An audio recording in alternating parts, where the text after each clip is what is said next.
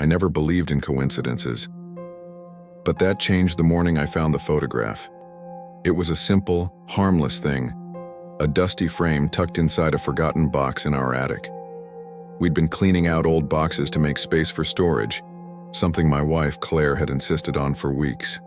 She said clutter made her anxious.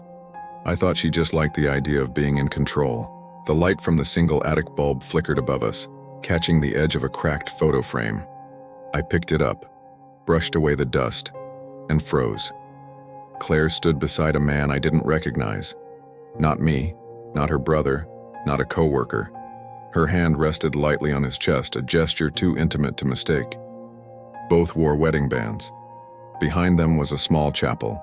At first I thought it was some old, meaningless photo, maybe a friend's wedding, but then I saw the date written neatly on the back. June 12, 2014.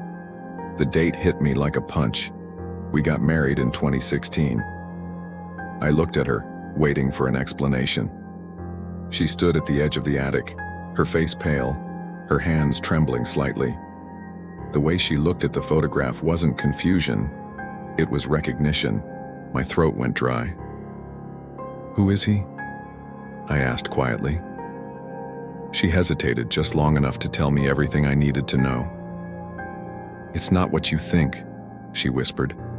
That phrase, always a lie disguised as mercy. That night I couldn't sleep. The image burned into my mind.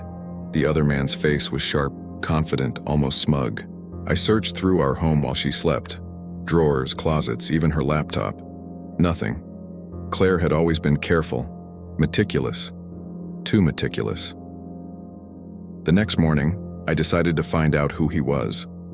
I uploaded the photo into a reverse image search. It didn't take long, the internet never forgets. His name appeared beneath a smiling portrait in a local news article. David Langford. Married. Accountant. Missing since 2015. A missing man. A hidden marriage. The room felt smaller.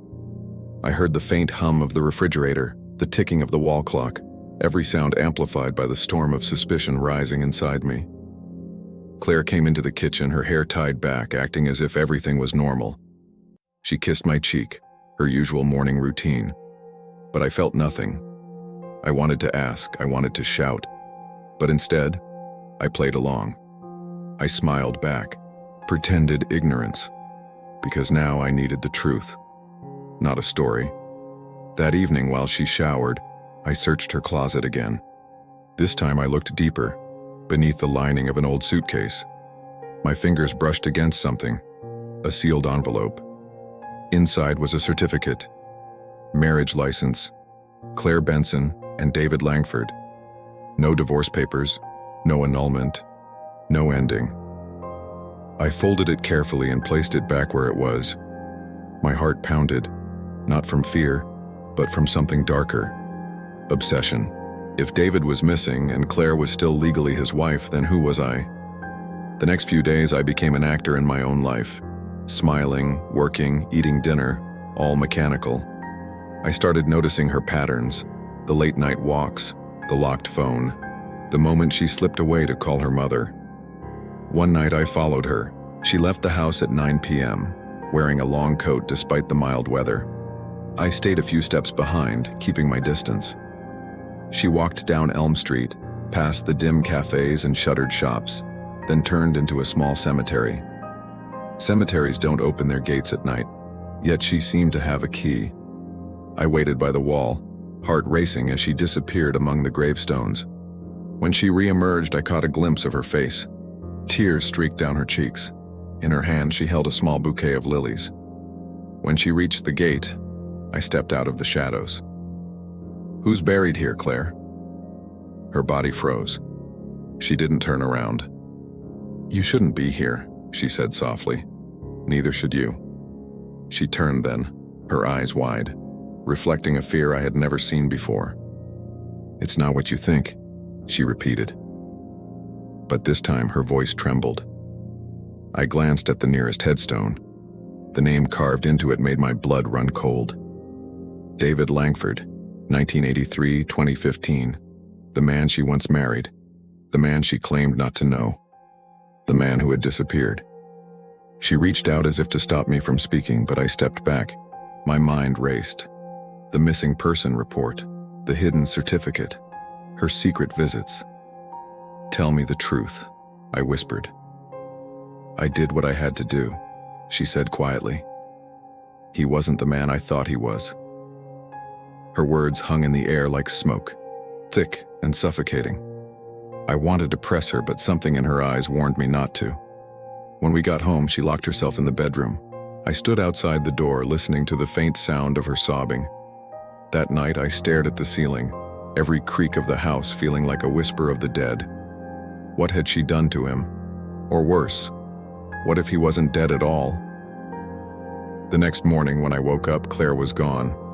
The front door stood open, cold air drifting in. On the table lay a note, one line written in her neat handwriting. "Don't look for me. You'll only find what's left of him." For weeks, I tried to convince myself that the discovery was meaningless. A name on a form, a coincidence. Yet the shadow of that other man, Mark, seeped into every quiet moment of my marriage. When Amelia smiled at me across the breakfast table, I wondered if she smiled that way for him too. When she touched my hand, I felt her warmth but questioned whether her mind was elsewhere. Love, once my safest place, had become a hallway of whispers and half-seen reflections. I couldn't let it go. At night, I waited for her to fall asleep before unlocking her old drawers. I found nothing at first, no letters, no hidden phones, no ring that didn't belong to me. But the feeling of deceit grew heavier, as if the house itself was keeping secrets. There was one thing I hadn't checked, the small black box tucked deep behind the wardrobe, the one she told me not to touch when we moved in. I used to think it contained mementos of her parents. That night I learned how wrong I was. The box was locked. I pried it open with a screwdriver, careful not to wake her. Inside there were 2 passports, both with her face, but one under a different name, Amelia Ross. The other bore the name I knew, Amelia Hartman, my wife. Same photo, different life. Beneath them was a folded marriage certificate. My breath caught when I saw the name beside hers, Mark Ross. For a long time I just stared. My hands shook so badly that the paper rustled in the silence. I wanted to scream, to wake her, to demand the truth, but I didn't. Instead, I sat there, numb, the weight of betrayal pressing on my chest until it felt hard to breathe. When I finally returned the box, I noticed something else. An old phone hidden under a layer of scarves. The battery was dead, but I plugged it in. When it came to life, a single text appeared on the lock screen, dated 2 days before our wedding. It read, "If you go through with this, you'll regret it. You're still mine." The message was from Mark. I unplugged the phone, placed everything back as I found it, and lay beside her in bed. She turned slightly, her body pressing against mine as if nothing had changed. I stared at the ceiling, realizing the woman breathing next to me had once promised forever to someone else. Morning came, and the world outside looked the same, but I wasn't. Every sound felt louder, every touch colder. Amelia hummed as she made coffee, wearing the same robe she always did, her hair tied loosely. I watched her, waiting for a sign of guilt, but she seemed normal. Too normal. That was the worst part. I followed her that afternoon under the pretense of going to work. She drove across town, stopped near an old bookstore, and went inside. My pulse raced as I waited. 5 minutes later, she came out, smiling. She wasn't alone. The man beside her looked older, rugged, with a scar above his left brow. He carried himself with an unsettling familiarity. They didn't touch, but they didn't have to. The silence between them told a story words never could. I stayed in the car until they walked away, disappearing into a narrow street. Every instinct screamed at me to follow, but fear held me back. What if I learned something I couldn't unlearn? What if everything I thought was true about my life, my marriage, was an elaborate performance? That night, she came home late. She said she'd been visiting an old friend from college. I nodded, pretending to believe her. My voice trembled slightly as I asked, "Anyone I know?" She smiled softly. "No, darling. Just someone who helped me through a tough time." I could almost admire how effortlessly she lied. Almost. Later, I stood at the window, watching her reflection as she brushed her hair. She looked peaceful, content. I wanted to believe that peace was real. But beneath that calm exterior, I sensed something coiled, waiting. I started researching Mark Ross. It didn't take long before I found his photo online, same man from the bookstore.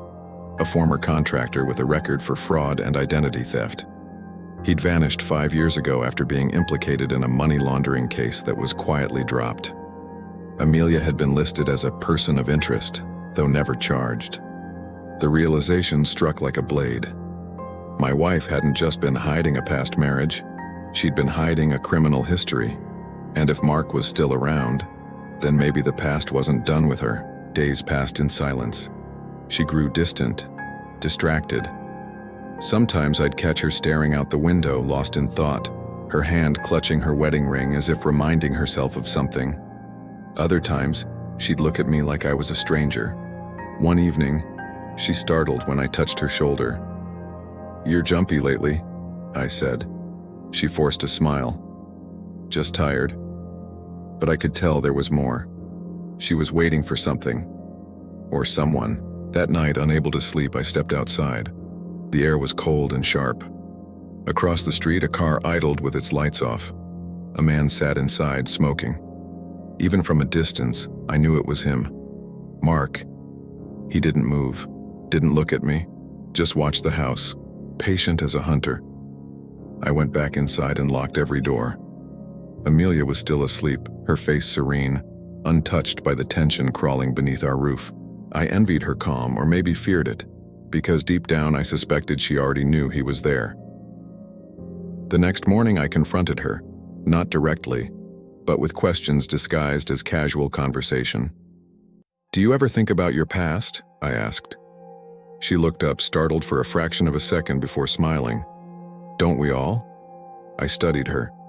"Anyone ever try to contact you? Old friends? Family?" Her hand paused mid-air. "Why would you ask that?" "No reason," I said too quickly. She forced a laugh, but it didn't reach her eyes. "You're acting strange lately." "I could say the same about you." The silence that followed was heavy. She broke it first. "You're not the man I married if you don't trust me." I almost told her then. About the box, the marriage certificate, the man outside. But I didn't, because part of me wanted to see how far she'd go to keep the lie alive. That night she went to bed early. I waited another hour before stepping outside again. The car was gone. But on the front porch, tucked under the welcome mat, was a small folded note. My name was written across it in unfamiliar handwriting. I opened it under the dim porch light. The message was short. "You don't know who she really is. But I can tell you, if you're ready to die for the truth." The paper trembled in my hand. Inside, Amelia stirred in her sleep, unaware that her perfect little world had already started to crumble. And for the first time since our wedding day, I realized I was afraid of the woman I loved. I couldn't sleep that night. Every time I closed my eyes, I saw her face, Elena's calm expression, her practiced smile, the way she had held my hand earlier that evening as if nothing had changed. But everything had. My mind spun in circles, trying to find logic in a situation that made none. How could my wife, the woman I trusted, the woman I loved, be married to another man? By morning, the exhaustion had mixed with obsession. I had to know who he was. I went back to her phone records, to her hidden folders on the laptop, to the bank statements she thought I'd never check. And there it was.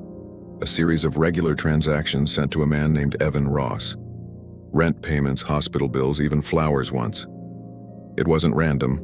It was care. Long-term, deliberate care. My chest tightened as I stared at the name.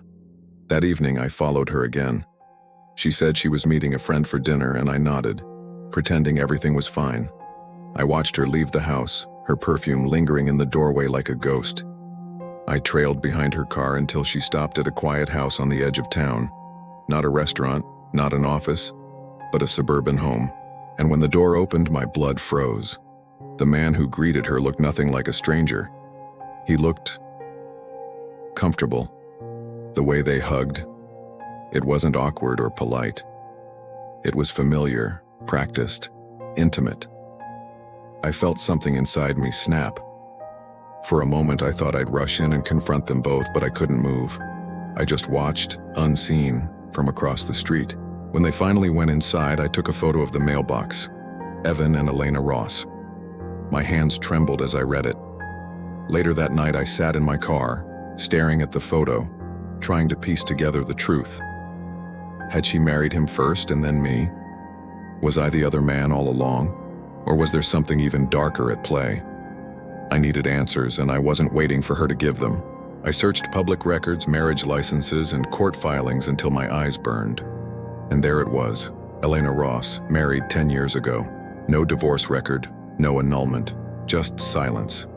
The next day, I went to the address in daylight. A woman next door, watering her plants, smiled politely when I approached. "You're a friend of the Rosses?"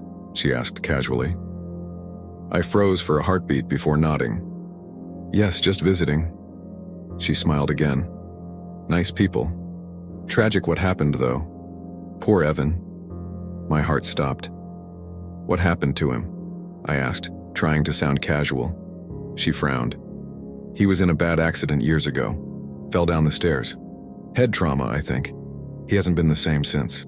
Needs care, memories. Well, not what it used to be. His wife visits every week. Never misses." She said it so softly, like she was describing an act of devotion. My stomach turned. Every week.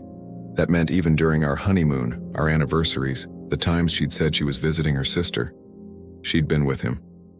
That evening, when Elena came home, I couldn't pretend anymore. I waited for her at the kitchen table. "Who is Evan Ross?" I asked, voice steady but low. She froze. For a moment, her mask slipped. Fear flickered across her eyes, then disappeared. "Where did you hear that name?"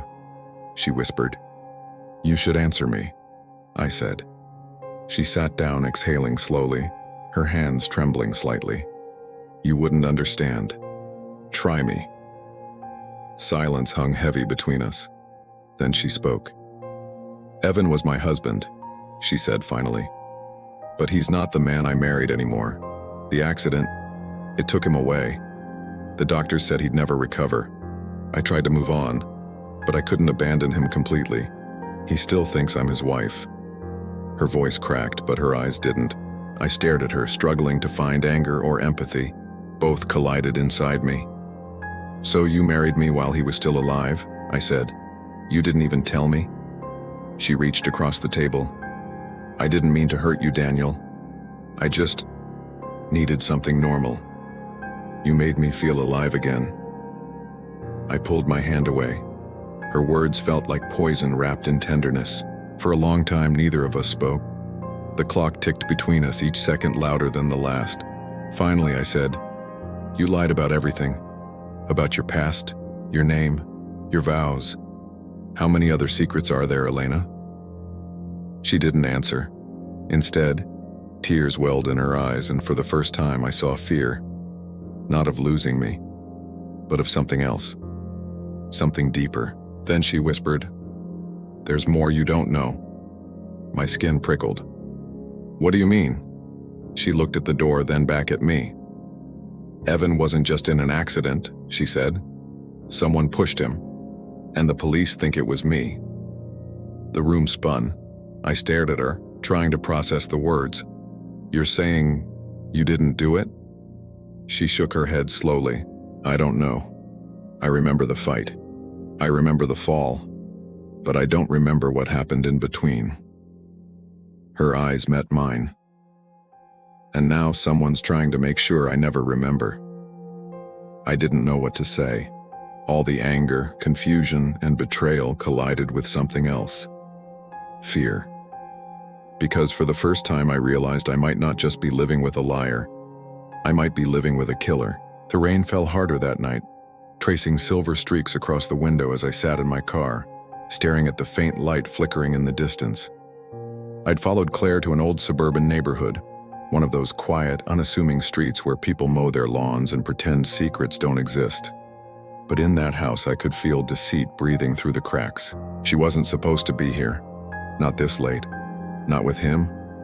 For weeks, I'd been living in a fog of betrayal, unsure of what was real anymore. Every message, every smile, every moment of intimacy we'd shared, now I questioned them all. I'd spent the last few days gathering fragments of truth like a detective with a broken compass.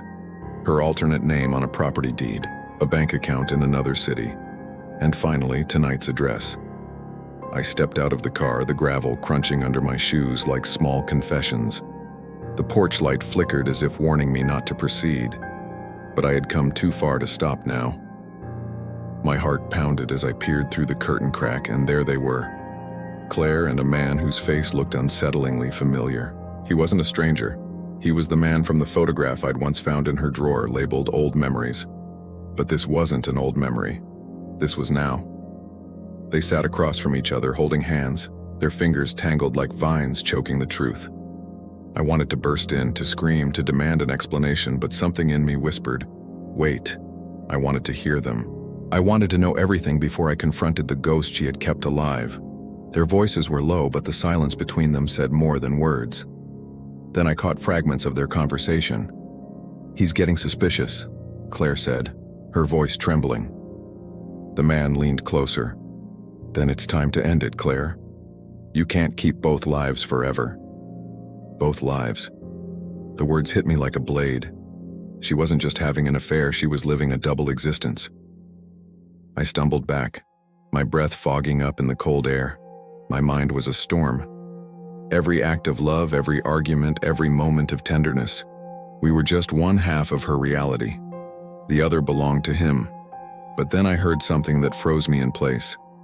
Claire said, "He can't find out the truth, not until after the insurance clears." Insurance. The word echoed in my skull. Was this about money? Was she planning something darker? Something deadly? My heartbeat thundered as I backed away, the truth unraveling like a sinister thread. I drove aimlessly for hours, my thoughts clawing at the edges of sanity. Love had turned into poison and I was choking on it. When I finally stopped, I realized I was outside a police station. My hand hovered over the door handle, but I hesitated. What could I tell them? That my wife had 2 husbands and a possible murder plot? Without proof, it would sound insane. Instead, I made a choice, a dangerous one. I would become the hunter. I would play her game and see how far she would go. The next morning, Claire was back home, pretending everything was fine. She smiled when she saw me. That same disarming smile that once felt like home, but now felt like a mask. "Rough night?" she asked softly. "Yeah," I said, forcing a grin. "Just work stuff." But inside, I was studying her every move. I noticed how she checked her phone more often, how she avoided eye contact, how she flinched when I asked casual questions. I began recording our conversations, tracking her phone, watching her reactions to subtle lies I fed her. One evening, she mentioned needing to travel for a conference. I knew where she was really going. I followed her again. This time, I wasn't alone. I'd hired someone to help me, a private investigator named Lena, who'd seen too many cases like mine. Lena was calm, methodical, and fearless. Together, we tailed Claire to a remote cabin outside the city. Through the lens of the camera, we saw her meet the same man, her other husband. But this time, she wasn't affectionate. She looked tense, cornered. They argued violently. When the man grabbed her arm, I nearly burst from the car, but Lena stopped me. "Wait," she whispered. "Let them talk." Claire shouted, "I did what you asked. I married him because you said it would fix everything, but now it's all falling apart." The man's voice was low, dangerous. "You don't get to back out now, Claire. We both have too much to lose." Lena's eyes widened. "He's blackmailing her," she muttered. Suddenly, the lights in the cabin flickered and the door slammed shut. The argument had escalated into chaos. We ran towards the house, but before we could reach it, an explosion of light burst from within, followed by shattering glass and a scream that pierced the night. When we pushed through the door, the man was gone. Claire lay on the floor, shaking, her face pale and her hands covered in blood. "He's gone," she whispered. "He'll kill us both." Her eyes met mine, filled with terror, guilt, and something else. Something like relief. I stood there, torn between anger and pity. My wife, the woman I thought I knew, was now a stranger in every sense. But as the sirens approached, one truth became painfully clear. This wasn't just about love, betrayal, or lies, it was about survival. And in her twisted way, Claire had been fighting for hers all along. The hospital room was bathed in a sterile glow, the kind of light that makes everything look too clean to be real. Machines beeped rhythmically beside Claire's bed, each sound a reminder that she was still alive, barely. The doctors said it was shock, maybe trauma, but I knew better. The wounds weren't just physical. They were years deep, stitched together with lies and fear. I sat in the corner, watching her chest rise and fall, thinking about the woman I once believed I'd spend my life with. The woman who used to hum in the kitchen, laugh at my bad jokes, and fall asleep on my shoulder. Now, I couldn't tell which parts of her were real and which were performance. Detective Harris entered quietly, his notepad already open. "Mr. Turner," he said, lowering his voice, "we found something at the cabin." My stomach tightened. "What?" He placed a small photo on the tray beside me. It was old, worn, and slightly burnt around the edges, but unmistakable. Claire stood beside the man from the cabin, both in wedding attire, smiling as though the world was theirs. Her first marriage, and Harris said, registered under a different name, Clara Benton. The man's name is Daniel Price. I stared at the photo, my hands trembling. "Daniel, he's alive?" Harris nodded grimly. "We think he staged his death 5 years ago. Insurance fraud. She helped him, most likely under duress at first. But when she met you, things got complicated. We also found evidence of threats sent to her, anonymous messages warning her not to tell you anything. We think Daniel came back to collect his share, that night at the cabin. She tried to end it." I swallowed hard. "And the explosion?" "Accelerant was used," he said. "We're still investigating who lit the match." The detective left soon after, but his words lingered like smoke. I looked at Claire again, at the faint scars on her hands, the faint pulse in her neck. A woman divided by 2 lives, and somehow, both had burned her. When she finally woke up, it was past midnight. Her eyes opened slowly, glassy and uncertain. For a long moment, she just looked at me, her lips parting as if she didn't recognize the face beside her. "Where's Daniel?" she whispered. "Gone," I said. "The police are looking for him." She turned her head away, tears spilling silently down her cheeks. "I never wanted this," she said. "He wouldn't let me go. I thought if I built another life, maybe I could finally be free by marrying me." My voice cracked under the weight of it.